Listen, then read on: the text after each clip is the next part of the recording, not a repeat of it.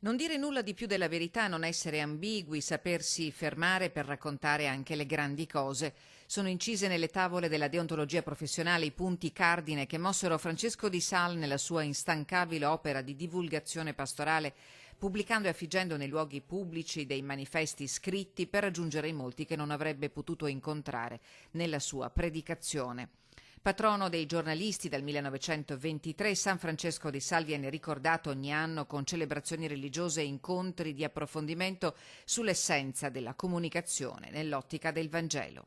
Credo che sia un servizio importante di una informazione che non deve essere solo notare l'esistente, ma deve essere anche, e qui c'è in gioco la vera capacità del giornalista, aiutare ad interpretare, lasciando libero poi il fruitore dell'informazione di prendere una sua strada. Oggi a Venezia, nella Sala Santa Polonia, l'appuntamento che ogni anno viene organizzato dall'Ufficio Stampa e Comunicazioni Sociali della Diocesi, insieme al settimanale Gente Veneta, in collaborazione con l'Ordine dei giornalisti del Veneto e la sezione veneziana dell'Unione Cattolica Stampa Italiana. Ospite d'onore il giornalista e scrittore Andrea Tornielli, veneziano, già vaticanista del Giornale della Stampa, fondatore del portale Vatican Insider e neodirettore editoriale del Dicastero della Comunicazione della Santa Sede.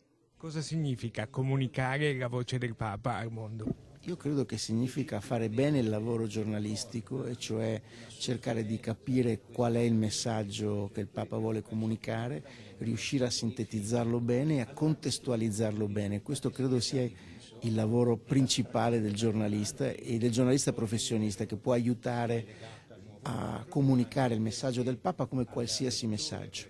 L'incontro ha approfondito i temi della Chiesa e della comunicazione, i tempi di Papa Francesco in tutti i vari fronti e ambiti quotidianamente toccati dall'azione pastorale e dagli interventi del Santo Padre e dall'intera comunità ecclesiale.